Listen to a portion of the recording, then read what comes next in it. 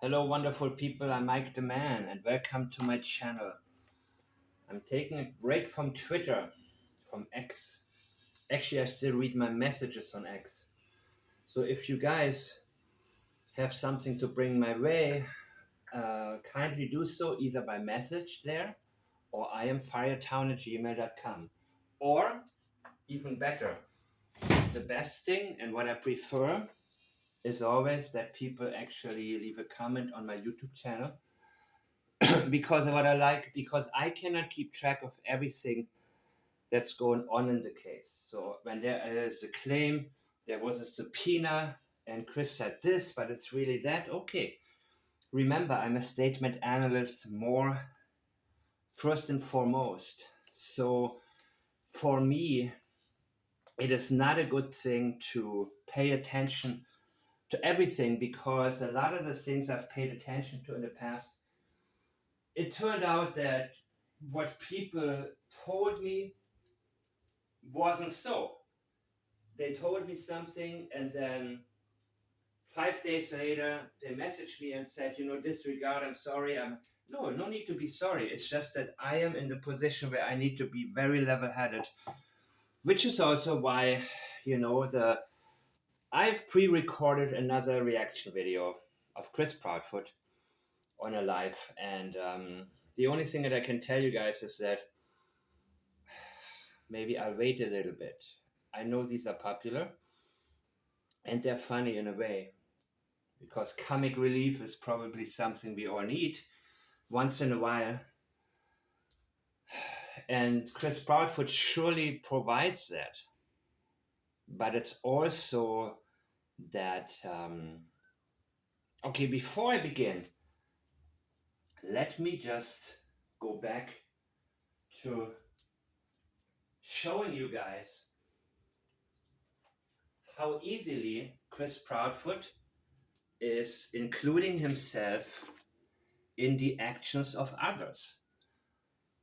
He likes to include himself in what Seth is doing, or even Katie, because he was asked before, have you both taken a polygraph?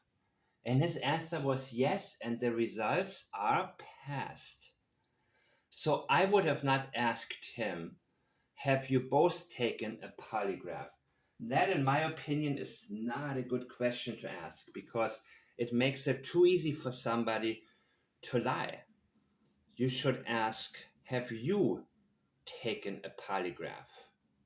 And if then he says, yes, we have, I would interject and say, what do you mean we? I asked you, have you taken a polygraph? There is a huge difference. So now, after Chris Proudfoot has claimed, yes, and the results are passed, he was on the live of Terry Lynn. And for some reason... Still don't believe in AI? Okay, one moment. And of course, it seems like he had a so-called special, or felt. I'm not saying he had a connection with her. I'm saying he felt a special connection, and maybe she did too. I don't know. He was very engaging. Oh, I will show you right now why I am suggesting this. But first, let me go ahead and open my window, because I need some air. Yeah. Awesome. Well, I have not said no. Absolutely not going to happen. I've not said that yet. Everybody's trying to talk me into it. I'll take it into consideration. That's a fair answer. Wouldn't you say? I mean, I think so. Dude, he is a psycho. Very He is a How dangerous about, person. Let me ask you, what do you think about a polygraph? Would you take one? All day long. You think? All day long is not an answer. Yes or no? Your wife would? I know she has, so I don't really care. I know she has, so I don't really care. Has what? You see, before he was asked, have you both taken a polygraph? And he said yes, and the results are passed. Now he may actually, now he's pretty dense, and he's not always able to catch himself. until probably Katie has to point it out to him. You see, he wasn't able to catch himself when he was asked, what is it like every day for you? Not knowing where Sebastian is, and he'd only talked about the negativity. And Katie had to interject and say, oh, by the way, my son is still missing. He doesn't catch himself. You also hear him on different lives where he was asked a question, but he cannot leave his train of thought. He's only able to think about one thing at the same time. And Katie Proudfoot is very differently. I think she's extremely, self-aware and has a million thoughts. I think she actually enjoys watching my videos and other videos, of course, where she can get some feedback, because she has a racing mind and she is much, I don't know what her IQ is or what her abilities are, but she is up there. Just because she associates with the likes of Chris Proudfoot and says is pretty naive too, doesn't mean that this is not what her type is. She is somebody who I think has huge emotional issues from her childhood, which is not her fault. I heard a little bit about Yada, and I'm not going to listen to this. I don't think, if you guys have a specific statement or a certain timestamp, I will listen to it. I listened to how Chris called in to talk to her, how his voice was shaking, and obviously his desire was to get her to call him privately, which is usually the case. They don't want things to be public. And if you look at Terry Bowersox's application for a restraining order against Bullhorn Betty, the first thing is publicly. He spelled it pubically, kind of like Chris pronounces privy pervy, which is another thing. And I don't think there are ever any mistakes, but we also cannot conclude very quickly. We need to put everything into consideration. So when you hear something or something doesn't make sense, you need to flag it, underline it. It doesn't mean you make a conclusion right now out of this, but that can come later, because you may come across several statements that conclude the same thing as something that another one already suggests. For example, did you fall out of bed? The 10 p.m. thud. Later, Katie Proudfoot wrote about Sebastian. Don't let his face fall to the bottom of the feed.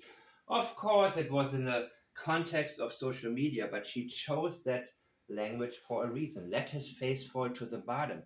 There were 2 falls already. 2 is a number that I really like, because a second time is a confirmation, and a third time is not likely to happen, because at that point she may actually realize there's too much falling. Remember when Peter Hyatt talked about the embedded confession in the Madeleine McCain case? He introduced the fall. Jerry McCain did. His conclusion was Maddie was over-medicated. She fell. She got up at one point. She fell, hit her head, and passed away in the apartment. Not necessarily that night. That night could have been the alibi, which is why they had time to get rid of her body. So all day long, he is willing to take a polygraph. All day long. Polygraph doesn't take, an hour? Interesting, right? Let's finish this one. I know she has, so I don't really care. She has. So now he puts his foot in his mouth again. He said he would take it all day long. And remember, that was after he said yes, and the results are passed. When he was asked, did you both take a polygraph test? This is the first time he admits that he wasn't a part of it. So he says, yes, he would take one. I don't really care about her because she already has, but he doesn't finish the sentence because he says, uh-oh.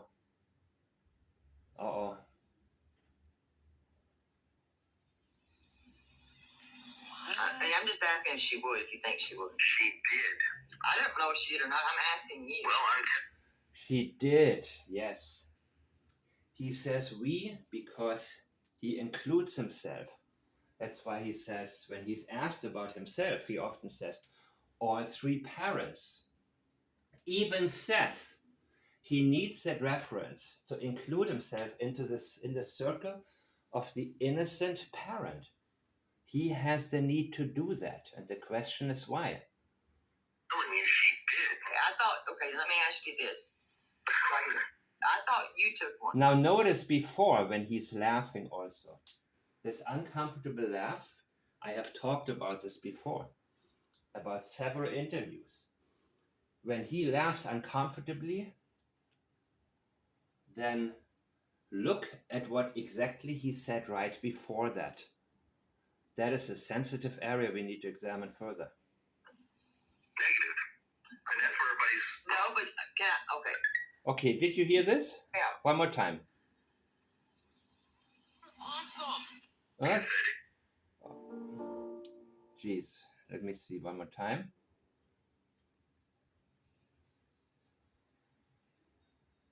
Negative.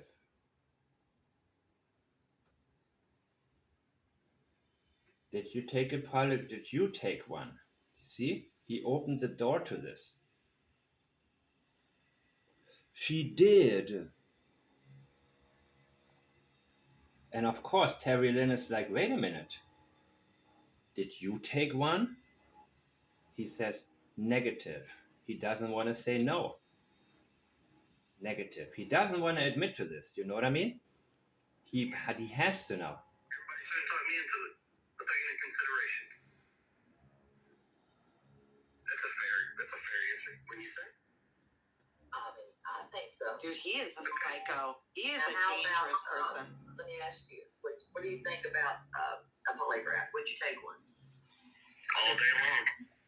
You think your wife would? I know she has, so I don't really care. I know she has. He doesn't want to say it now. I'm just asking if she would, if you think she would. She did. I don't know if she did or not. I'm asking you. Well, I'm telling you she did. I thought, okay, let me ask you this. Right here. I thought you took one. Negative. And that's where everybody's... No, but can I, okay.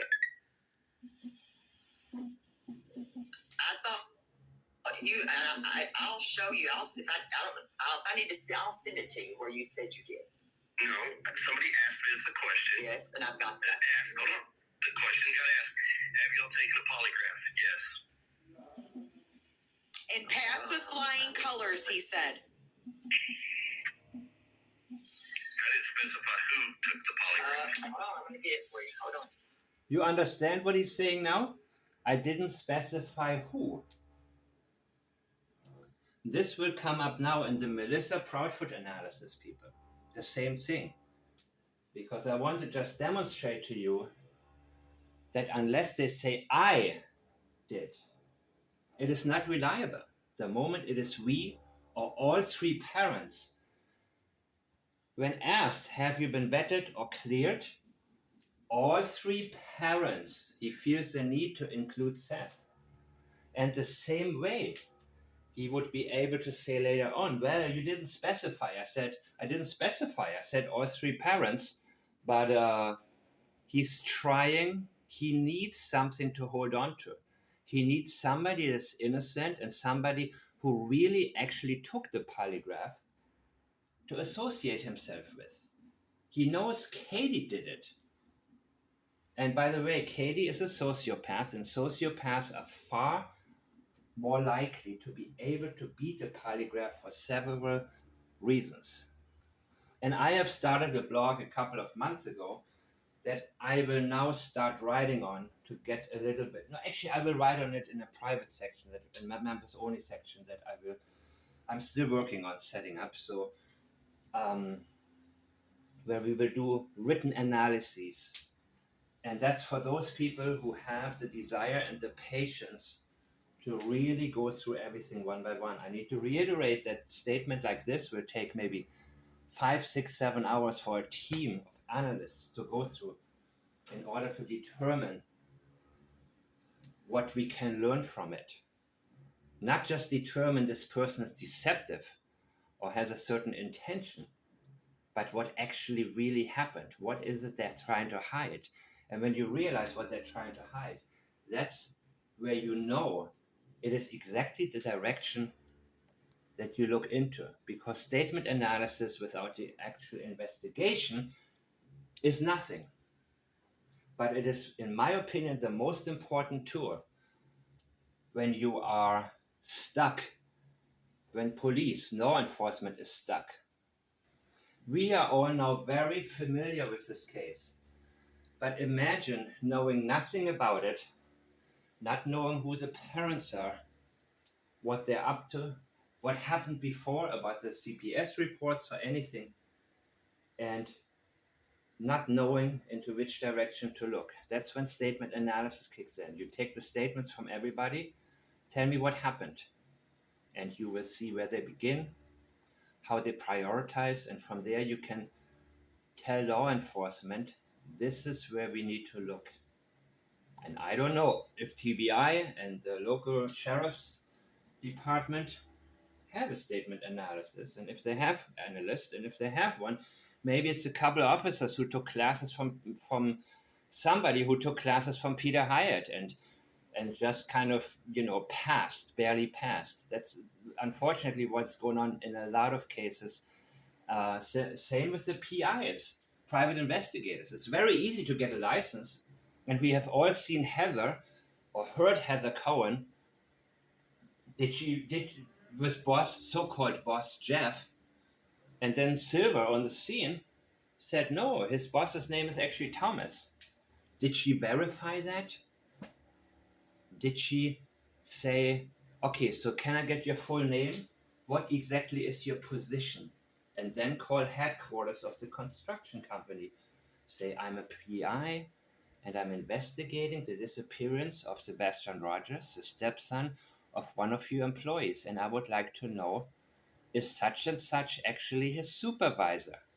And then you call back an official number, and you don't just use the contact information Joe Schmo on the construction site is giving you.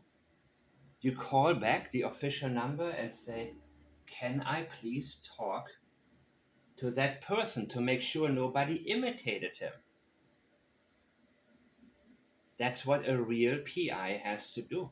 There are excellent PIs out there, but we have all learned just because you are a PI, it means nothing. Just because you have passed the class in statement analysis doesn't mean anything because of the requirements, right? So they may say we have a statement analyst, a behavioral, this and that, but it doesn't mean they're any good. It doesn't mean they're having a good day. It doesn't mean they're totally focused. People make mistakes. That's why we cannot rely on law enforcement and the media or any of that. We need to actually do the legwork, people, and then if that is going to be used by law enforcement, it's up to them. But we have to do our part correctly and not say, okay, they're already doing ours, not that they're doing this, they're doing no. We need to always stay with the basics. I didn't specify who took it. He is such an asshole.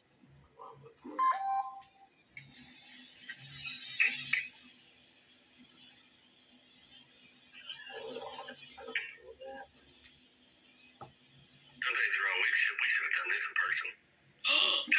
So, is this creepy, or is it an attempt to sidetrack, or is it actually both? A little bit of both, with the intention to sidetrack. You will find out in a second.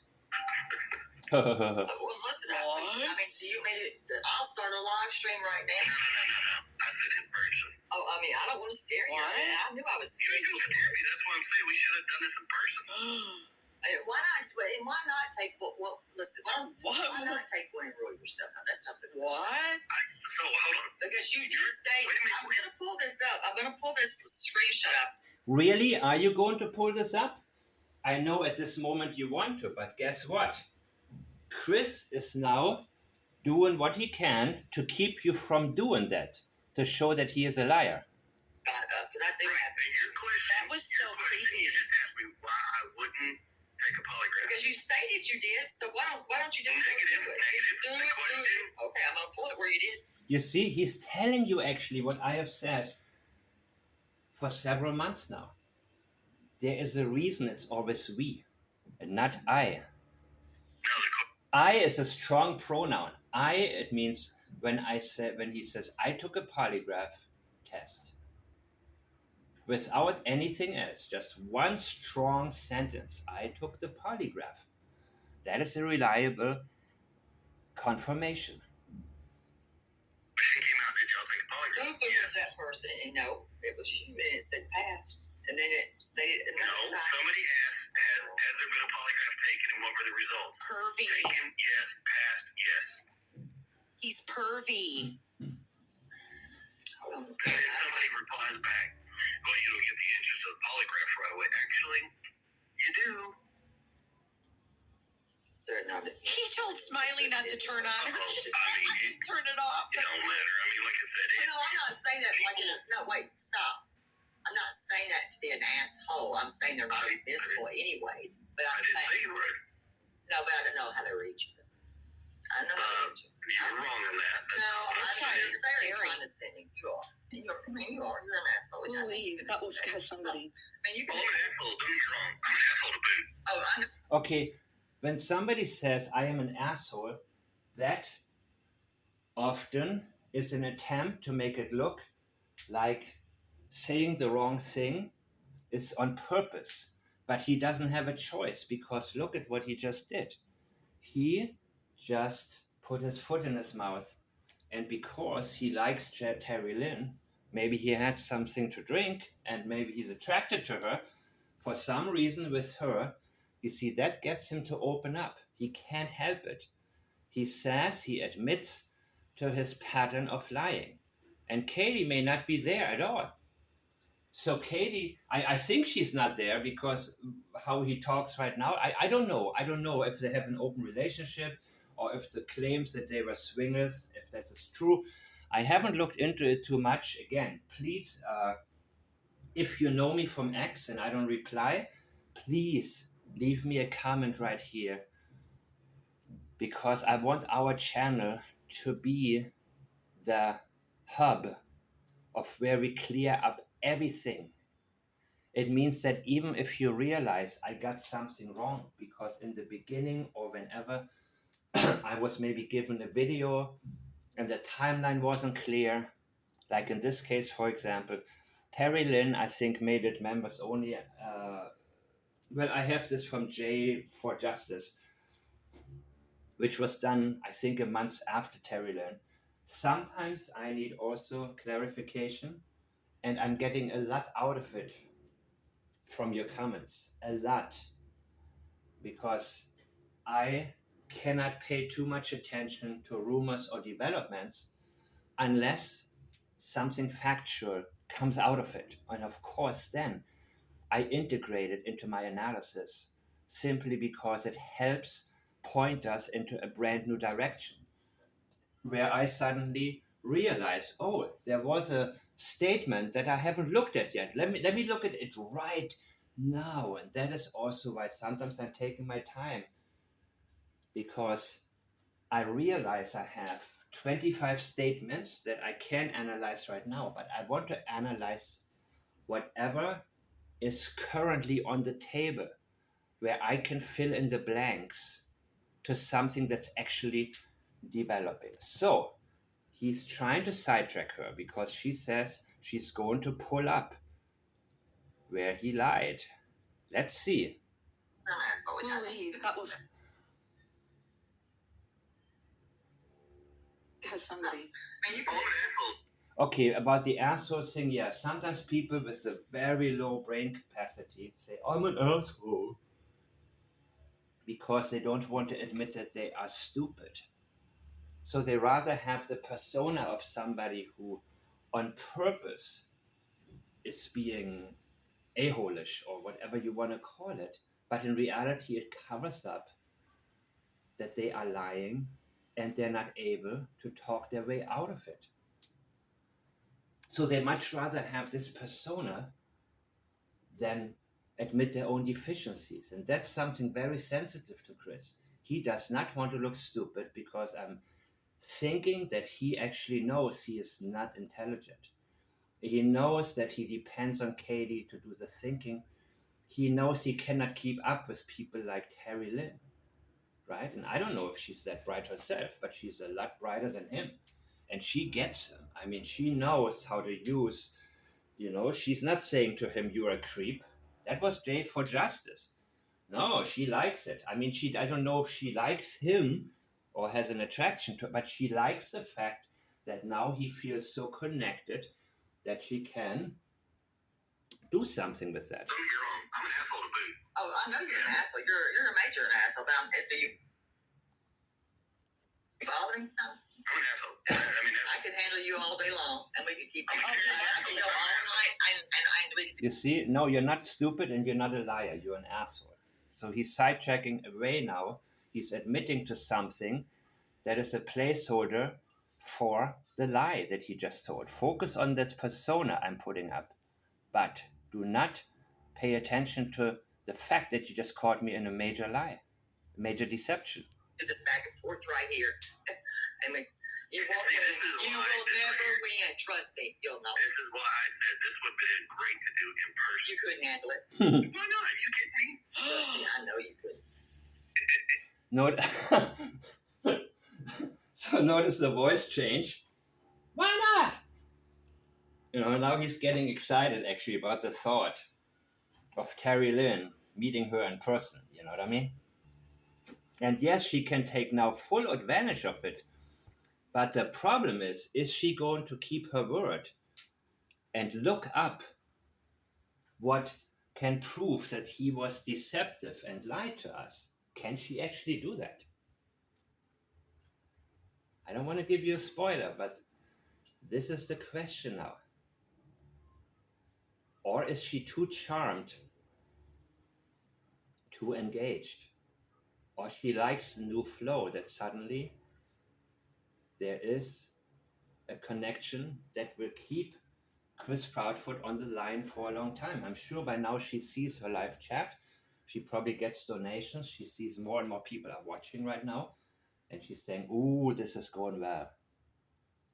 Ooh, this is happening, man." You don't know me very well. And that laugh too, Again, this would be fun to do in person. Fun. Not informative, not anything about Sebastian. That would be fun to do in person. And he's confident.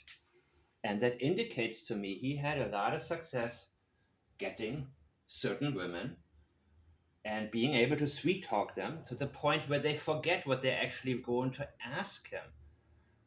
People, even if you think this is creepy or this is tacky or anything like that, for example, if a guy uses sometimes when I was younger, I couldn't understand how, especially guys a little bit older than me, or sometimes quite a bit older than me, would use the tackiest, lamest lines, and I never saw them work.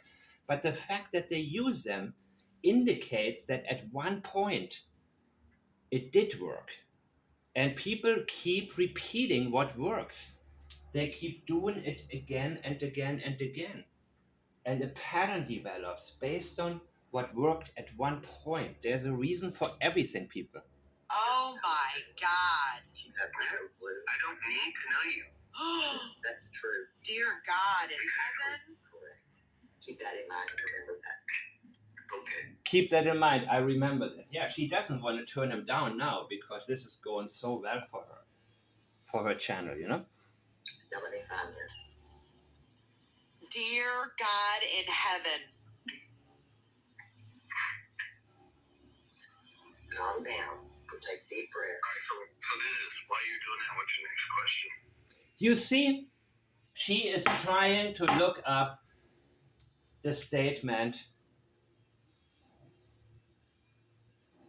and he now moves on to what is the next question. He just sidetracked her successfully, and now he's pressing.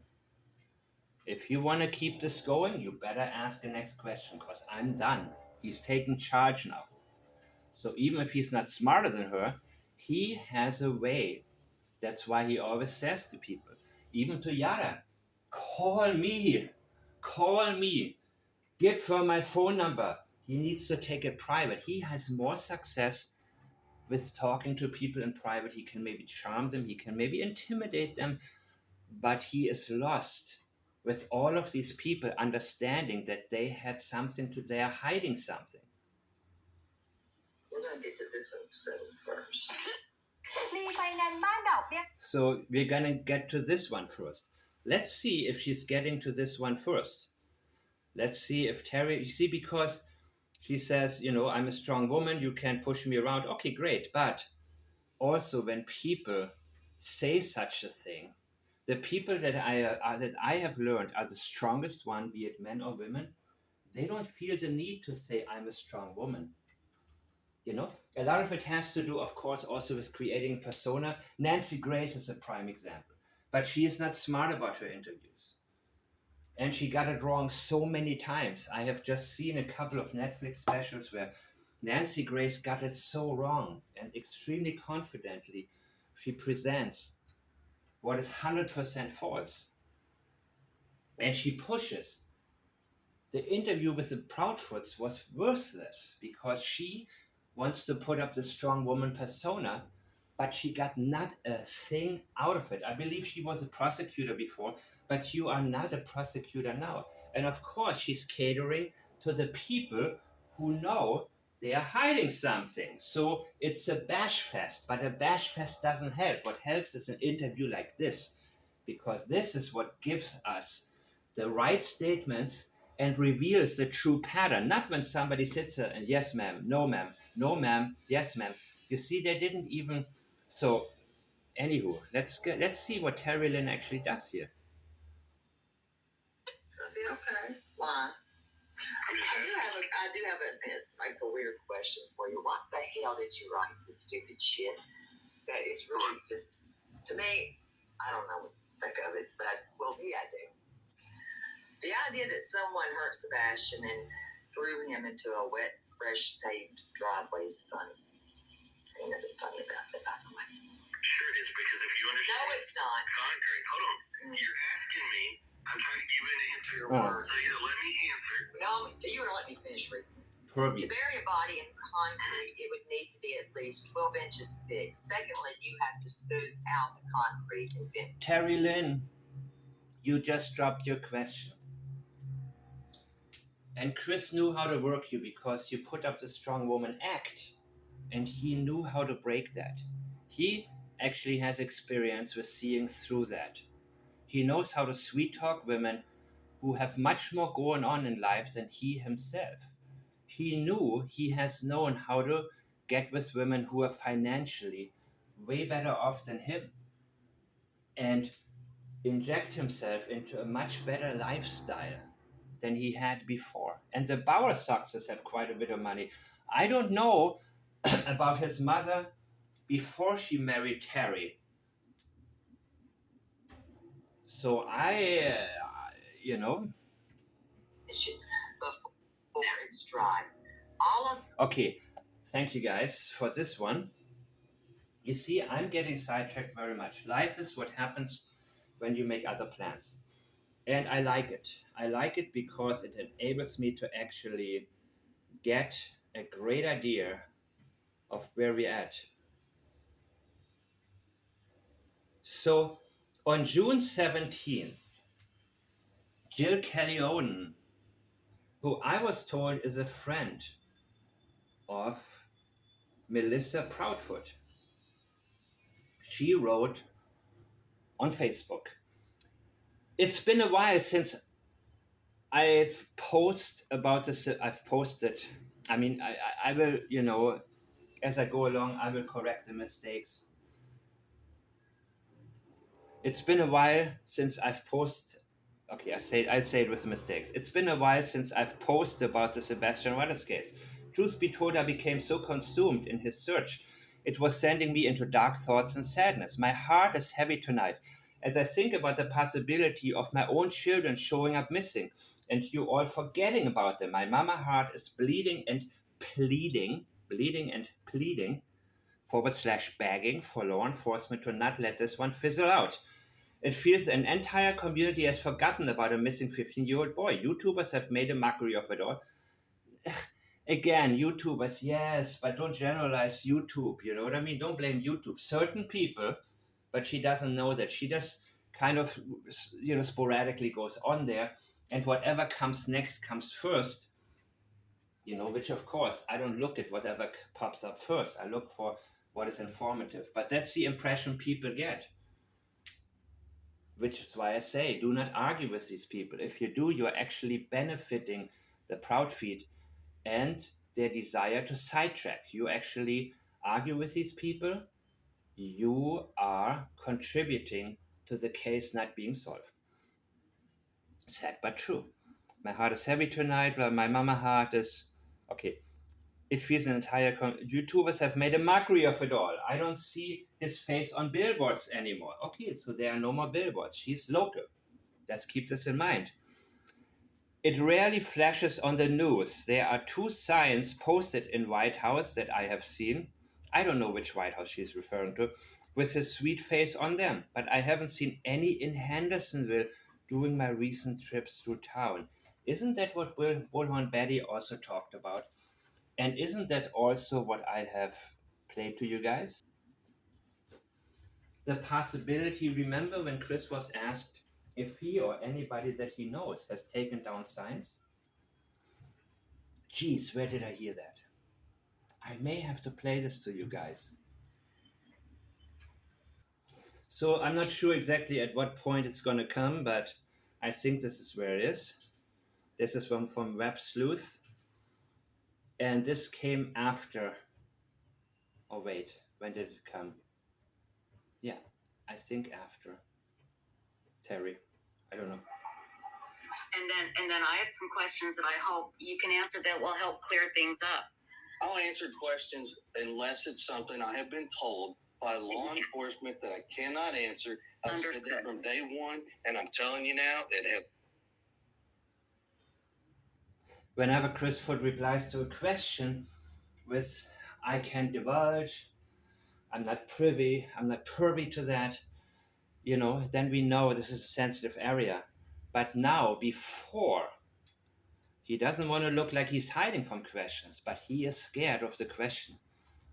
The same way when they said, okay, we're going to bring up on another guest. Who? He is scared of who it might be. Terrified. He was terrified about Yada talking publicly. What was Yada's intention? Does she know there's a project in the works that may be financially beneficial?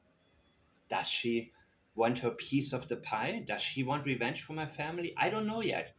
I haven't forced myself to listen to her yet. And again, if you guys show me a timestamp, something significant, I'd be so happy to immediately get to it and listen to that. But you see, he is terrified right now, terrified of the question that will come. it has not changed. So ask your questions. Did you? Exactly. So he said, now ask you. Now he's confident again. But if she asks something that's sensitive or too sensitive, he will say, I just told you. And try to make her look like the bad person. Passed the polygraph. Yes, I sure did, with flying colors. And it was TBI that gave it to you? With flying colors. Flying colors, that's a challenge. That's beating a challenge. A polygraph is not supposed to be a challenge if you're innocent. Idiot. It's not supposed to be a challenge. John Walsh talked about when his son Adam was missing. He immediately volunteered. Please take my polygraph right now so you can focus on what matters in the investigation, which is finding my son. He didn't go to the media and said, oh, by the way, I passed the polygraph with flying colors, meaning I didn't do it. No, he didn't. Because that is not a success story. This is just a small hurdle in finding his son. It is insignificant and expected. Of course he passed the test. Because he knew he had nothing to do with it and he was not afraid. Some people say, they're afraid of the polygraph because but you know what? No, the paternal or maternal instinct and the desire to find the child overrides that. I don't care. I'm willing to go to prison. If they assume something wrong, people don't think about that. They don't think along these lines. What if something's wrong with the polygraph? And what if they think I did it? And then, no, you don't think about it at all. Now, let's see something else. And it was TBI that gave it to you? Yes, TBI gave it to me along with another agency. Okay. No, that was kept quiet because it's nobody. We kept it all quiet. And remember, he said it's an open book cheat test, and he laughed about it. You know why? Katie took it first, and she beat it. And she coached him. And there are many ways to beat a polygraph. It's much easier for a sociopath to do it. But when a sociopath trains you, you have a better chance. And again, if they were able to tweak the questions, as he said he was able to do, you just give them, you tell them, take out this word and do this and adjust it to their own language so they can give a reliable denial. That shows me that whoever is working the polygraph examination is pretty worthless. And that's aligning also with the fact that after a year, we don't have any real leads and nothing seems to be happening. And that in the first 3 days, they completely missed the opportunity to properly investigate it as a crime scene. Well, no, I mean, I think it's great that you're telling us out. Right, and Seth knew about it the day on that Tuesday when I took it, passed it. They called and told him that I passed it. And okay, well, maybe he was told he couldn't say anything. No, he was told he could say something. They told him so he would try to keep his rhetoric down. That's why they told him. And I have the text message where they asked me if they could tell him, and I said, I have listened to y'all from the beginning. I'm listening to you now, so please do what you feel is best. Okay, so you passed the polygraph with flying colors. Let me ask you this. People in chat are asking, did you tear down any posters of Sebastian, you or anyone you know? That is a straight up no, and I can't. Again, that's not a reliable denier. That is a straight up no. You have to say, no, I did not. I believe people would think I would tear down flyers or posters of my missing stepson. Okay, which, another thing which is kind of funny. And you see, dozens of words following the simple no, I didn't, or the simple no. This is not a reliable denier. That you bring this up because some people, and yes, they are pertinent to the investigation. Pertinent. So, some people. Why are you worried about some people? Are you not worried about Sebastian and the people who are helping you find him? Have said that there's a video floating around of me tearing these things down. Is there? Maybe he knows that there could be, but she asked, unfortunately, did he or anybody he knows? The question should have been, did you? Question number 1. And if he can say reliably, no, I did not. And then, did somebody that you know tear down these posters? Because you need to examine this possibility because, as also Bullhorn Betty said, for some reason, in his neighborhood, there were no more posters of Sebastian. Were there never any posters? You cannot tell me that. He was missing from that neighborhood. This is exactly where the posters should be. If you got it, post it. Because I if agree. you ain't got it, shut up. And I mean, I'll say. And we need to also remember that he intimidated his neighbors, according to neighbor Bobby. And unfortunately, people get intimidated. Neighbor Bobby said, I just locked myself in the house and mind my own business. Oh my God, that's why people get away with this, because people are cowardly. They are scared. They're terrified. I see it every single day. There are those who are heroes and go out there and they don't care. But then the majority is like, oh, no, no, no, I want nothing to do with this. The neighbor Bobby said she is hiding and was afraid to even mention how she was intimidated by Chris Proudfoot. But the neighbors, I doubt, you see, posted. He knows these people, if they have one, are not going to post it, because these people think, well, I live in this area.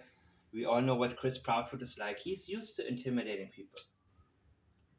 That's why he's so proud-footedly, confidently speaking and saying the dumbest things, because he knows that in real life he probably puts his foot in his mouth all the time. But he's able to talk his way out of it. Not talk his way out of it, but bully his way out of it. He is very successful with that. He did it with Seth. Hey buddy, Seth.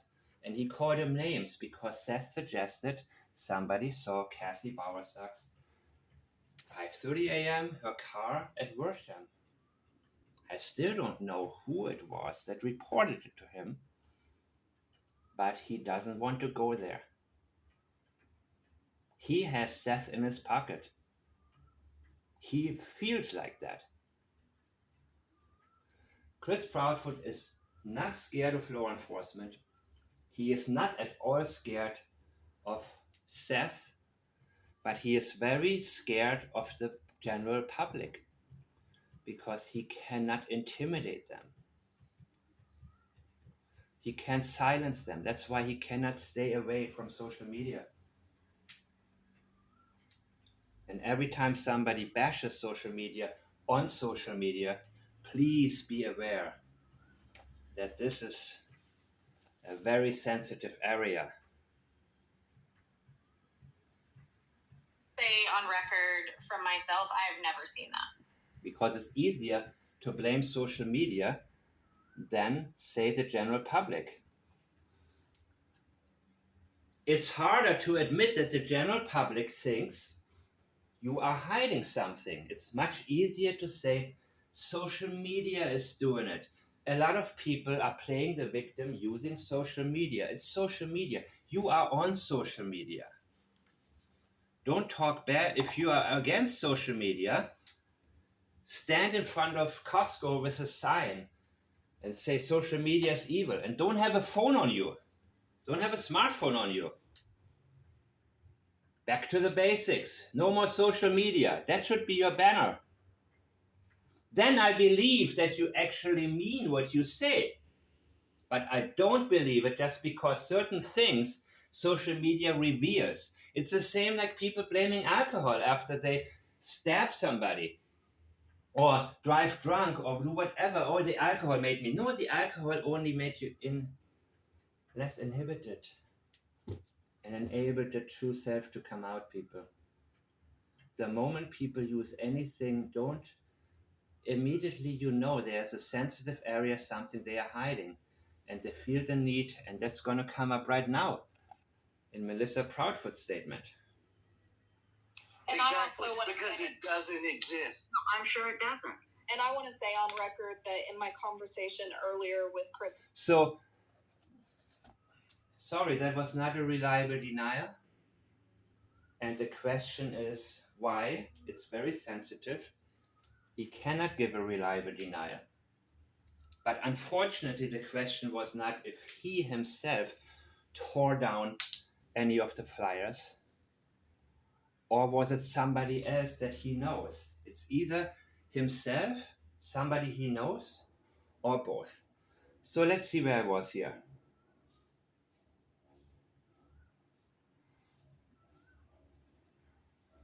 About the flyers, right? Okay. So she hasn't seen any signs in Hendersonville, Jill Callion, I haven't seen any in Hendersonville during my recent trips down through town. My heart is shattered. This is a child missing from our own backyards, a child who had a desk in a classroom and never returned to it. How are we so far removed that every human isn't crying for a safe return? How does one just pretend this never even happened? Before that, for a long time, Melissa Proudfoot said absolutely nothing. Absolutely nothing. We always need to look at the areas where they are feeling the need to say something. These are sensitive areas and they guide us to the real statements that make a big difference. Now, one guy, Keith says, people can say what they want, but his parents know what happened. That's the reply to Melissa's friend. Interesting, right? Immediately, people know something is wrong. No one just ups and moves from a home he grew up from and leaves. So many unanswered questions. Absolutely. He's not a personal friend. He's probably a friend of Jill, who is friends with Melissa, from what I was told. And this is when Mrs. Melissa is probably talking to Katie and saying, oh, something is happening. I can't attack my own friend. It's too obvious and I don't want to do this. And by the way, this friend is not accusatory at all. She is simply saying, she's not accusing anybody of taking down flyers. She's simply saying, this is not cool. I didn't see any flyers. Where are the flyers? We need to advocate for the safe return of Sebastian Rogers. But that is exactly what the Proudfoots don't want.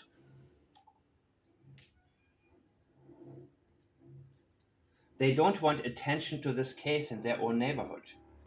Every time a couple of neighbors, by the way, this area seems pretty isolated. The houses are very nice, but to me it's looking like a cold area where people didn't even know Sebastian. Many people didn't even know he existed. For me personally, this would not, the older area where they lived looked a lot more fun for a child, where they were outside and riding a bike and so on and so on. You know what I mean? And I think that was actually the golden cage that was hell for Sebastian Rogers. So, I'm sorry if I said cowardly about it, but a lot of people just are. You know? It's just something to think about. Sometimes I say things that I think, even if it's not politically correct. So now, Jill, her friend, replies to Keith and says, I don't want to place blame on anyone because I would be horrified if somebody placed blame on me for something I didn't do because I didn't react the way they expected me to. You know, people, even if they are realizing a lot doesn't add up, they still don't want to assume that their friends, relatives, or somebody close to them did something. They're looking, actually, when they're doing so-called research, it's very selective. Which is why we need to clear our mind every single time we analyze a statement.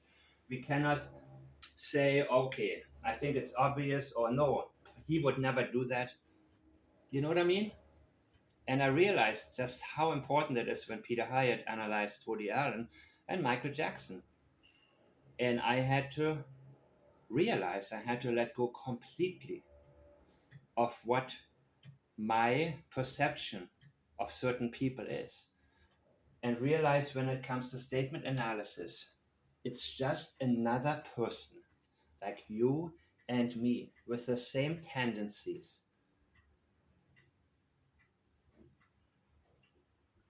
I didn't do okay, but I do agree there are a lot of unanswered questions and things being handled in ways that you can't help but to question who knows what. You see, she is actually telling us that it has gone through her mind, that the parents know something. She's not disagreeing. And now Melissa realizes one thing.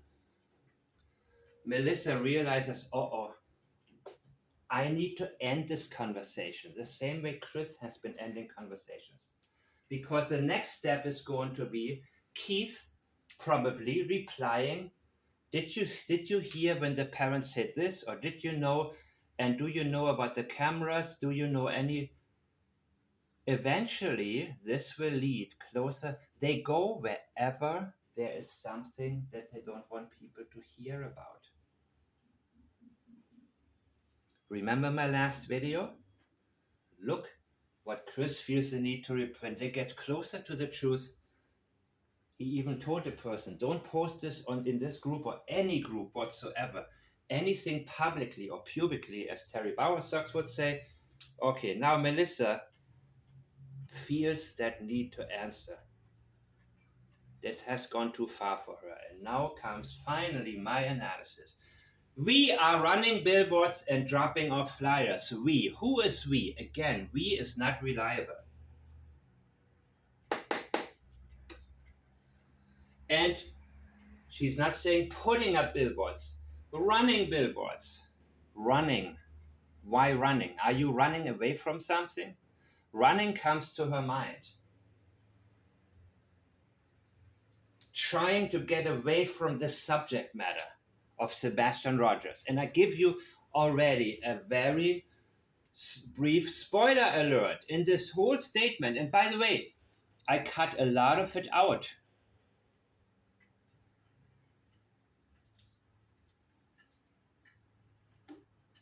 Simply because it was too long or too big for my whiteboard, and it was not that significant. But don't worry, I will read it to you, the parts that I have left out. We are still running. I believe you are still running. Still. After all this time, people haven't forgotten about this boy. We are still on the run. And we cannot hide. We're trying to find a place to hide. Billboards and dropping off flyers. No, sweetheart. You would hang up flyers. Can we hang up some flyers right here? Have you ever seen when people put up flyers for either their missing dogs or for their, something that they have for sale or something? Missing dogs usually, that's what you know what they do? They go to the lady at the register, then the manager comes and they say, no, can you move this one? Look, there is something hanging that is 2 months old. Can you move this to the left so I can put my flyer right up here where more people can see it? People fight over the space where to put the flyers off. My kitty is missing. Please, this is urgent. This is right now. This happened yesterday. Here is, what is that? This is a garage sale, about a garage sale that already happened a week ago. Take this one off. Can I please put my flyer on there? There is activity going on. Major activity. Same like later. Passive language is going to be used. They are sitting back, people. They are leaning back and they are worried. And the only thing that they do is get on social media all day long, looking for any sensitive areas, trying to sidetrack exactly how Chris Proudfoot successfully did with Terry Lynn. So I don't care if people say she's excellent and this and that. No. In this case, Chris Proudfoot won. And that's a fact. Dropping off means what? Did you drop them? Did somebody hand you flyers and you just dropped them off where? In the garbage can? Or maybe you did go to some local store and just put them. I don't think so. I don't think the law. Not even that, people. Probably dropping them right in the garbage can. Dumping them. We are still looking. We are still. Oh my God, really? Last thing I heard, Sebastian was not found yet. Why are you feeling the need to say still? It's taken so long. We are still looking. I know you are looking. You are looking for posts and ad posts that you need to keep from becoming a very fruitful conversation leading towards what is happening. Anywhere that there is a discussion, they probably Google it, they search it, they find anything about themselves to do damage control. That's exactly what they're looking. Because why would you say we are still looking? And wait a minute. Looking and what are you looking for? Yes, the spoiler alert. Sebastian's name is not mentioned once. And Jill definitely mentioned it. How many times? Let me see. I think only once, right? Or was it more?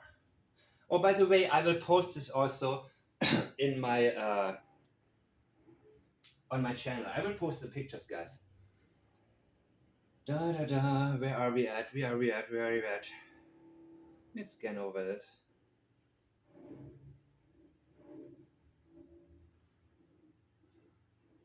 Well, in her first sentence, she used the name Sebastian Rogers.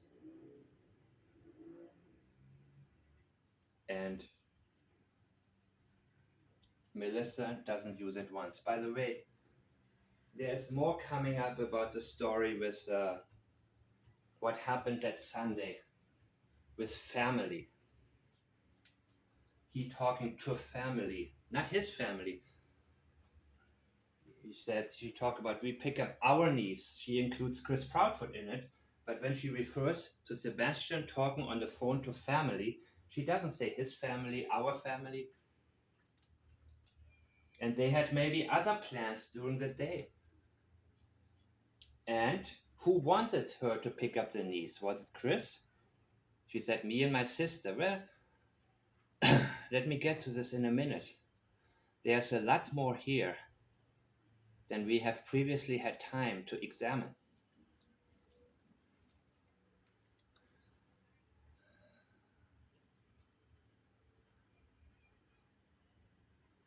So, we are still looking. Not even for him. And she didn't say searching. Searching is appropriate. We are still searching. We are looking. I'm looking right now. I'm looking at the ocean. But she didn't even say for or at or any. I'm looking outside my window right now. I'm looking. Because I don't know. What am I looking for? There is no focus here. There is no indication of any goal whatsoever. And in contact daily with Ellie. Not in daily contact with Ellie, but in contact daily with Ellie. Really? Every single day? And who is we?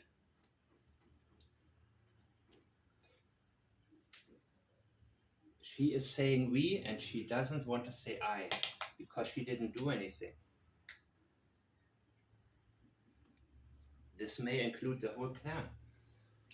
Proudfoot, Bowersox, the whole family. That every day somebody is in touch with them. Which includes Chris and Katie. Of course they would be. But she's not in contact with law enforcement. Especially not on a daily basis.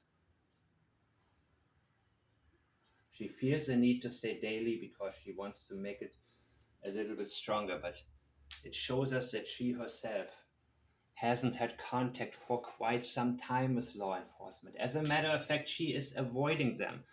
So she is using we the same way Chris Proudfoot does when he includes Seth into an activity he himself hasn't been a part of, to make it seem like he is a part of it. But, so whenever somebody says but, put into question what was previously said. And we have already done that. But she feels the need herself to do that. And what she is saying, everything I just told you is complete BS, complete bullshit. And here is why. Here is why I want you to think I gave you complete BS. But because of the three-ring circus created by social media. Again, because she doesn't want to say the general public, because she doesn't want to admit that the majority of people at least suspect that the parents know something. It is so obvious. It is one of the most obvious cases that I have ever seen where no arrest has been made after a year. She doesn't say because of the general public or people reading this or because of most people. She wants you to think that if you think along those lines, there's something wrong with you. So she wants to isolate people from each other, and she's commenting to keep Keith from going more into it. And Keith, from what I've seen, Keith will probably abandon this conversation because he'll say, I don't want to lose my friends over this, and I don't know, I live here, and there's only going to be problems, and I don't know. And we saw how Terry Bowersox allegedly stalked Bullhorn Betty. And, wow, creepy dude, man. Everything I'm saying is my opinion and my opinion only.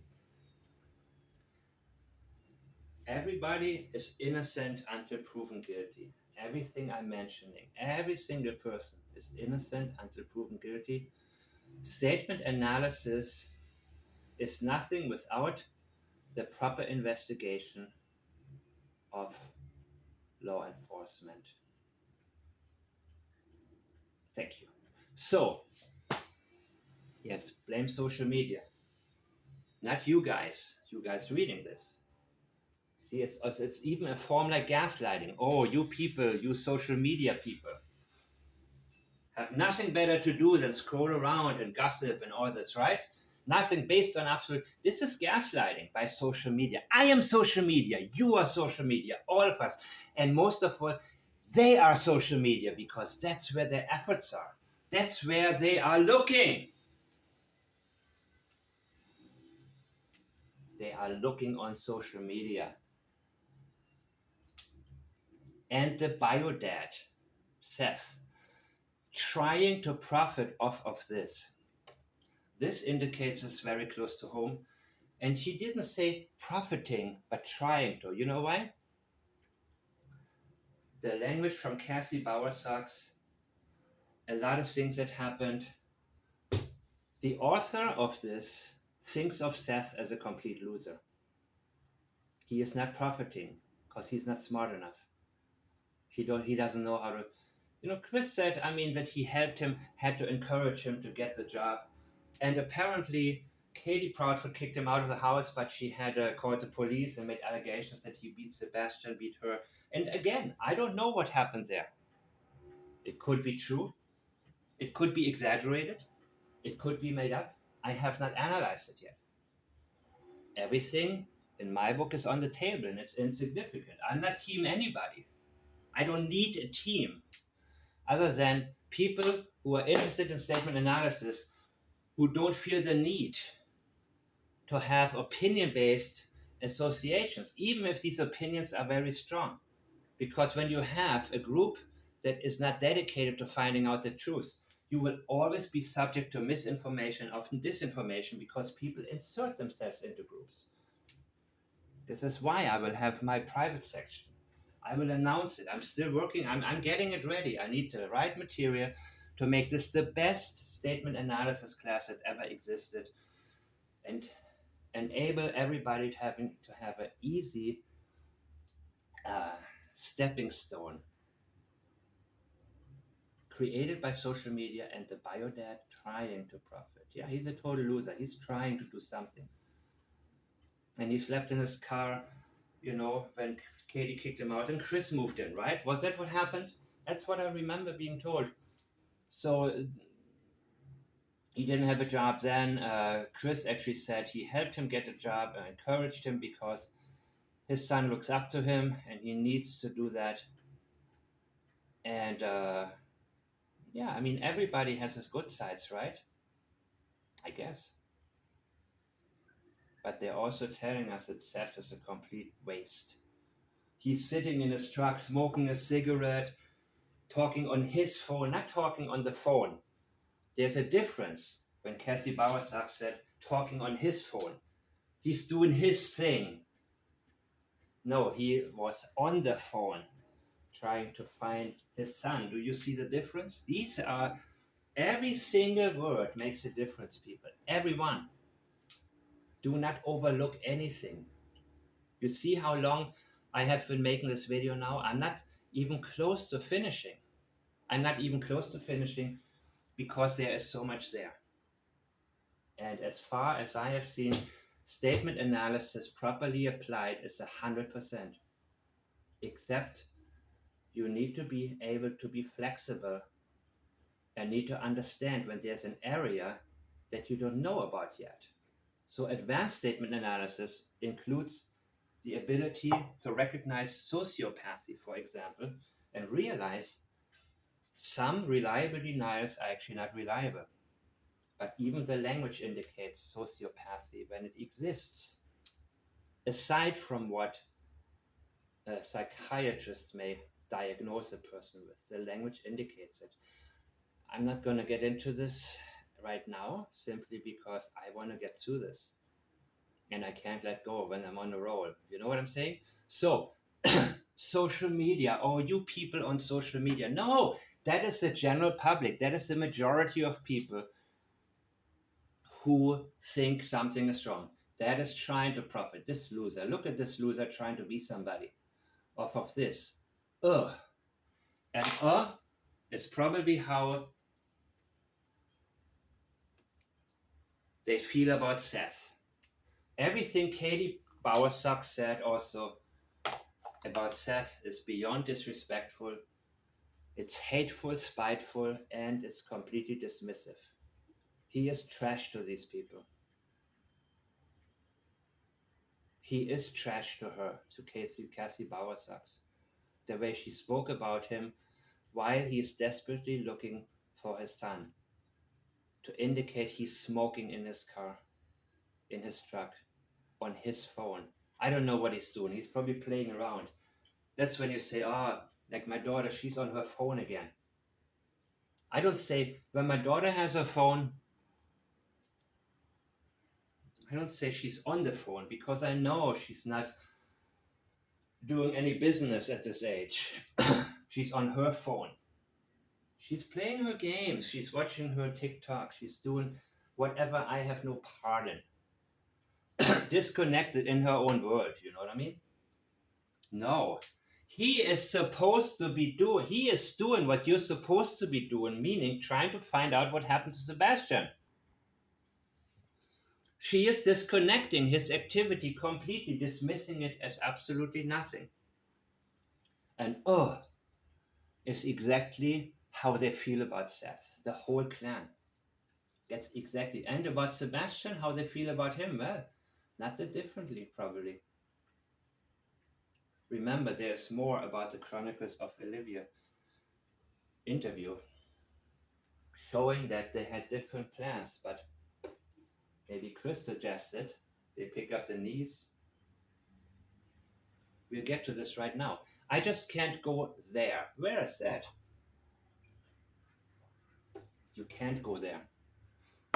Because people are giving you reasonable suspicions. Highly reasonable suspicions. But you can't go there because you wouldn't stand a chance arguing the point you're trying to make, which is don't go there. I can't go there is telling them stop going there. I just can't, because I'm a good person who is supposedly running billboards and dropping off flyers, and who is looking. What are you doing? Shut up! You're not doing anything. So don't go there. I can't go there. I am an authority. Remember her first post where she said, this is my nephew. She's family. She wants him, she's trying to give the illusion she wants him found and she cares about him, but she does not. She doesn't even mention his name. What I can tell you. Oh, now you can tell me something. I'm paying attention. This is now the point. This is to deny the concerns to make people think they are still doing something, but it's only Seth doing it. Seth and social media trying to profit, and it's a circus, which is why I can't go there. This is my excuse why there are no more flyers, no more billboards, no more anything. In so many cities and counties and other states even, there are pictures of Sebastian everywhere, but not in Hendersonville. And we just went through why. What I can tell you, okay, this I can tell you. Now is the moment of truth. Everything said before is complete garbage. It's a polite way of saying you don't know anything, you mean well, but shut up. Let me tell you what's really going on, because I am an authority. What I can tell you is that what we have learned from all this, and what I did right now, I started to capitalize everything to make it easier to read. But when she writes, not in capitals, the word from is capitalized. Why? From what have you learned that?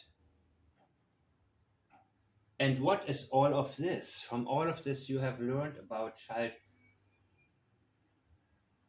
Did you do a lot of research to actively actually look for anything that can water down the Sebastian Rogers case and make it only one out of many?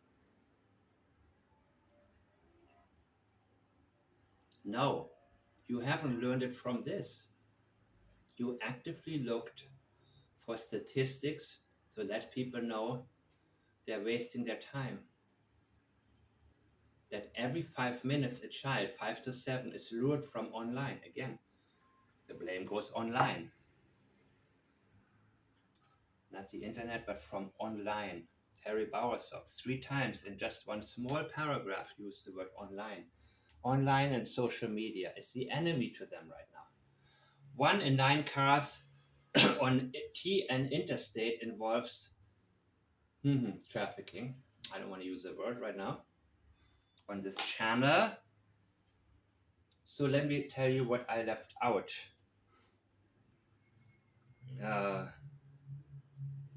Then she says, okay, this is what I left out here. I'm reading it to you. 1 in every 7 cars involves drugs, weapons on the Tennessee interstate, because all major interstates, north, south, east, and west, connect in our numbers. In Tennessee, our numbers are higher than other states. 10 years ago, that number was 1 out of 13 cars for either, but it's so bad that had to split them up. It's been a while already since I've been doing this now. So let me just mention that interstate was mentioned twice, Tennessee interstate. So this may actually be an area to look at, potentially. And we need to also look again at the garbage men who said that the trash was heavier than usual. What did they get rid of? And how good was the search at the landfill? So interstate, yeah, was that how the transport took place? And what has split them up? You see, I can't help it. I didn't plan to do this. It was one out of 13 cars. That 10 years ago, that number was 1 out 13 cars. Not out of, but 1 out 13. Did they take him out of the car? Was she a part of that? For either, but it's so bad that had to split them up.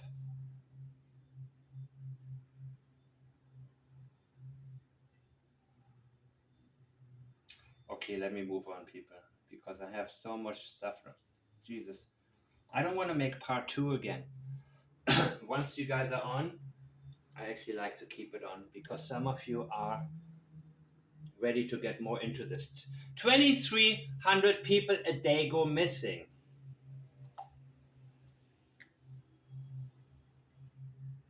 Not every day 2,300 people. She can't wait to give you this high number as a priority. Sebastian is only one. 2,300 people. And you worry about one? You should be looking for all of them. Go look for everybody. Waste your time. Look everywhere. Stop focusing on Sebastian. And they go missing. And 40% are without a trace. I haven't looked up the statistics, by the way. But the 40%, yeah. Is it that high? It could be. I'm not sure. It would be 920 people a day going missing without a trace. Later on, I haven't looked at it yet, what she means by 1.3%, but that's a big difference there. But maybe you guys can fill me in the comment section. That would be absolutely amazing, actually. And save me a lot of time. 1 out of 8 cameras that you think are real are fake. By the way, she's telling us he is missing without it. Okay, later. 1 out of 8 cameras that you think are real are fake. This is now where she talks about what Keith said, and many others are saying there is no way Sebastian walked out. Any idiot can tell there is no way with all of these cameras he could have simply disappeared. No, even people who lack a lot of common sense are able to immediately tell, yeah, right. And look at what she is telling you, that you think. Again, gaslighting. You are an idiot. You think these are all real. By the way, where I live, there's a lot of security. And some of the cameras are not even plugged in. Even years ago, whenever I saw cameras that, they were dusty. There was dust on top of on the glass part. And some of them, there was a cable hanging down. I actually look at cameras and I'm thinking, I wonder if it's even running. Doesn't have to be fake or doesn't have to be too old, but is somebody actually recording this? I actually assume this may not be. And to be honest with you, 1 out of 8, that number seems a little bit low. I would have thought that 1 out of 5 cameras are not really working. But I guess they are effective to keep people from committing a crime. Even if you have a sign that you have a dog, even if you don't have a dog, or that you're a gun owner, even if you don't have a gun, it does its purpose. But do people actually actively monitor cameras? I don't know. That you think, but you're an idiot. You think they are real, but let me teach you something. Are fake, broke, or so old that the picture quality is outdated? This should be the finish of the sentence, but there is a message that she wants to tell you, which is the whole point she wants to make with this. And pointless. This is not a sentence. The picture quality is pointless. Is that proper English? Can quality be pointless? Is that something you would say or expect to hear?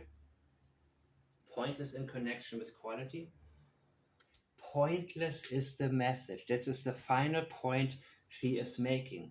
Everything that she just said, all of this, what I can tell you is that what we have learned not from this, you did your own research on it because you wanted to find it.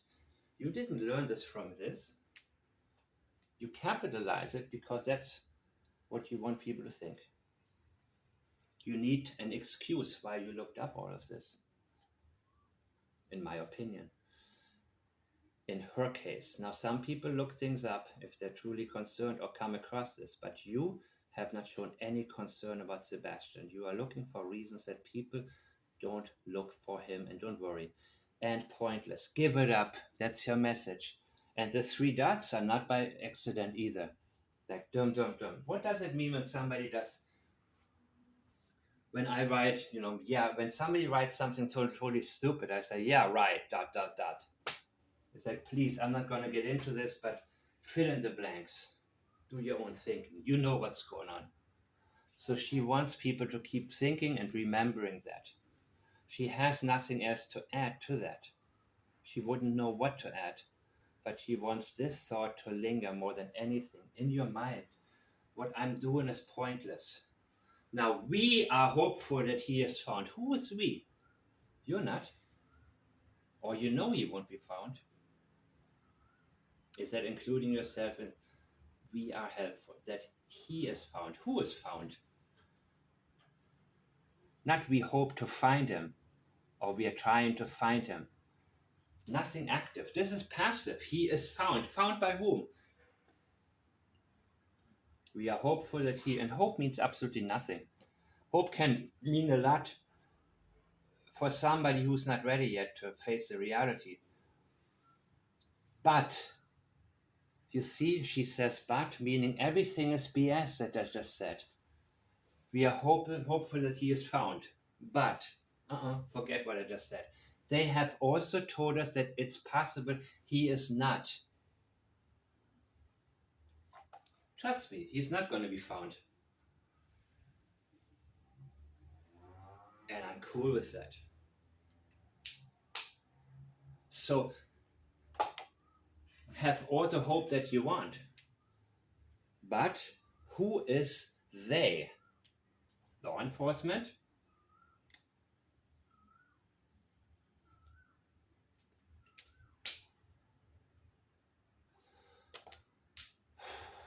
.3% each year are not. Are not what? Are not found? But why is it 1.3? That makes no sense if 40% are without a trace, right? But again, fill in the blanks. I'm flying over this. I'm not thinking too much about it right now. I'm trying to get through this because I have more of the messages after that. And it has taken 7 years before for people to resurface. Please give us some time. Talk to me in 7 years. Let go. Forget about it, please. Everything is the reason why you shouldn't be actively searching for Sebastian. For people to, if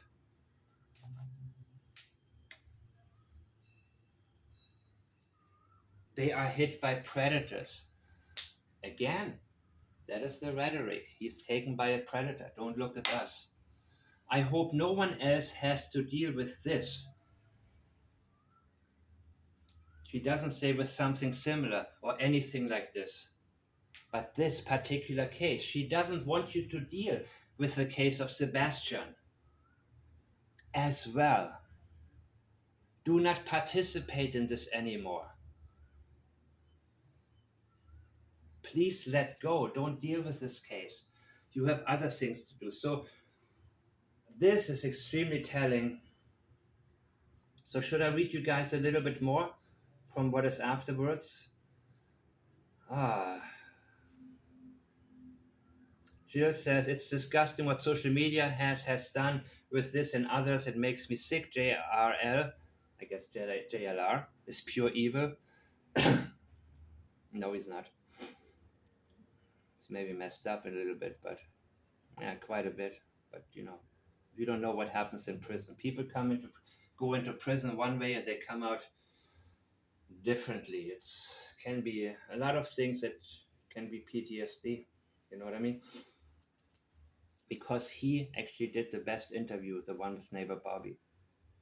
And I saw a couple other interviews I missed in the beginning. He was pretty close to the truth from the very beginning. And sometimes people who have a criminal mind, once they come to the right side, go from con to journalist, those are actually tend to be often a lot better than the mainstream journalists who just blah, blah, blah, blah, blah, and have zero investigative skills or mindset whatsoever. That's why I don't watch the media unless somebody points out, here is an interesting part for you to look at. Every single day I wake up and hope he is found. I'm so sorry you guys are still living in this nightmare. Yeah, right.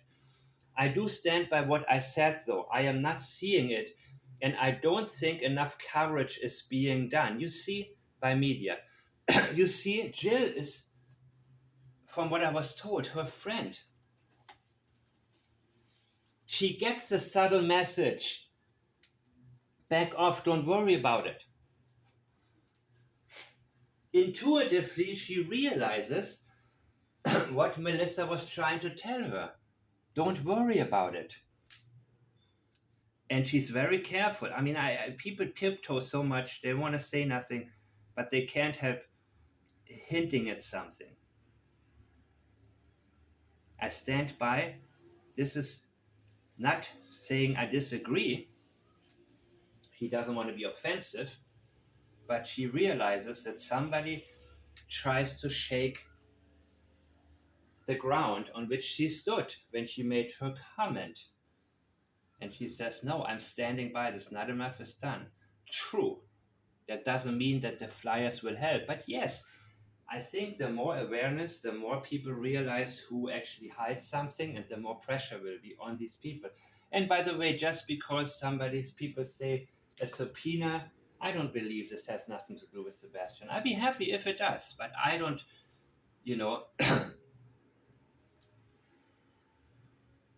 so far there has been a lot of false hopes. This is a false hope case, in my opinion. This isn't blame towards your family, so I hope you didn't see it as so. SCSO has gone silent. I pray my kid is never missing if this is how it ends.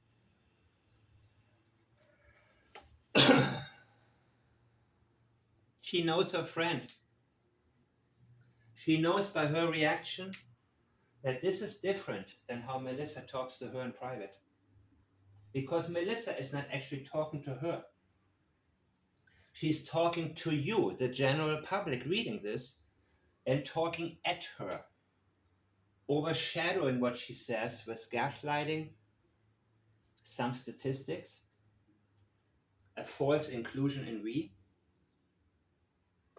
and telling you that this is all pointless. She knows her friend. This is out of character compared to how they would speak in private. So she is being a little bit apologetic, which is okay. They know each other personally, aside from this case. Now, Melissa says, I didn't take it that way. I just wanted to let people know SCSO may appear quiet, but quite. She spells it quite. But I promise you they are not. Yes they are. I don't care what you say. All you guys are. By the way, Seth, how satisfied are you with the investigation? My son is not here. They're not doing enough. That's what she should say. They are not doing enough because Sebastian is not here. I don't know what they're doing. They're not obligated to tell me anything. They're even allowed to lie to me. But I know one thing. They haven't done enough. And saying such doesn't mean they did a crappy job. It means they haven't done enough for the result. The only result that we need to have come to flourish. Sebastian isn't found yet. There are things in play that the public doesn't know, and for good reasons, but I don't think people understand that.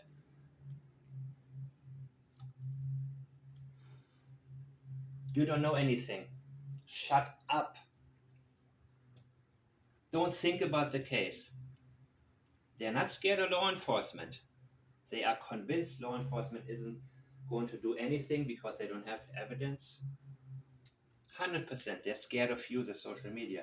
So let law enforcement. Chris said, I'm very happy with what they have done. Even if you think they're doing a wonderful job and your son is going to be found, you would say, I'm confident in what they are doing, not what they have done, because what they have done was not find your son. This is a dead giveaway, a huge red flag, praising law enforcement like that. Sometimes going in guns blazing can do more harm for the victims. Oh, I'm gonna have to do a new one on this one. Let me move on. 100%. Now Jill says 100%. I don't want to know the details. What? You see, you're backing down now. Of course you want to know the details. The details will help. I just want see his face so that one person who hasn't seen it yet can see it too. But honestly, would anything ever be enough? Probably not. Oh, now she's backing down. Would anything... Of course, it would be enough to find him. Whatever road leads to him. She knows she is cowering. And I'm telling you guys, what we live in is a white lie society, meaning that a lot of deception is normalized and cowering is normalized. People explaining why they cannot do something. But she's getting the hint. She says, oh, she's right. I don't know anything. Okay, I don't want to know the details. She's getting the point. You see, this is how intimidation works. It's very subtle intimidation. Subtle gaslighting. But it's effective enough for Jill. But honestly, would anything be ever... Oh, this is... I hate when people write this. Of course, it would be enough when you look in the right direction. But now you, for sure, what Keith said and other people said is running through your mind.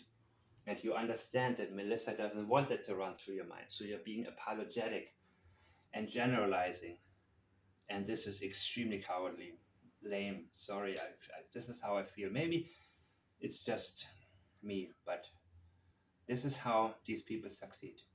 But none of my business. I'm doing my part. Let's see what's going to happen. So, Sandy, another person, replies. It's consumed me as well. Somebody doesn't just disappear without trace. I don't know if they've gone inside neighbors' homes to search, but they need to start now. Starting with any nearby pedos first. Nah, I mean, he didn't show up on cameras. That's not the case. That's been happening for days. I don't think this is a pedo situation, Jill says. I agree. Sandy, they are searching inside houses for days? I thought it's just been outside. I sure hope it isn't. I'm concerned he got into a car with one. Yes, do you remember what Melissa said before? Also with the car? Where she thinks into a car with one. Maybe she heard about the dogs hitting on the construction site and then losing the scent. Jill, let me see what else is there. Okay, Jill says inside and outside of homes have gone through Ring cameras for miles too. I agree. He didn't leave on foot. Jill, yes, Jill. He didn't leave on foot. And Sandy says, I knew about the Ring cameras. Okay, thanks for clearing it up. He didn't leave on foot. This is, again, something that they don't want. They don't want the train of thought to continue. So Melissa says, all of this is talked about on the podcast. Yeah, shut up and listen to this podcast. Listen for 4 hours so you are too worn out to even think about this case. Trust me, this is what happens when you listen to Chris too long.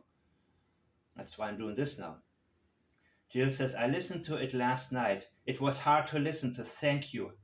Impossible to listen to and sidetracking. Now, Melissa says, I was with him Sunday afternoon shopping. I took my sister and her daughter, plus my sister-in-law, which is Katie, and Sebastian shopping that afternoon. So I can tell you he was in a good mood. They were headed home to put away groceries when I last saw him. There is more to this interview that I'll get to with the Chronicles of Olivia. A lot more, actually. I'm so sorry. Jill says, I'm so sorry this is happening. Continued prayers that whatever happened will be brought to life soon. Interesting. Not brought to light, but brought to life. She doesn't think Sebastian is alive anymore. I can't imagine a personal hell your family is living in right now. Jenny says, somebody else, Jenny says, Brittany W. is my sister-in-law. I'm praying hard for this family. Please keep your chin up. I know some of these FB posts are awful. Yeah, blah, blah, blah. Okay. So, are you still with me? Please share this video.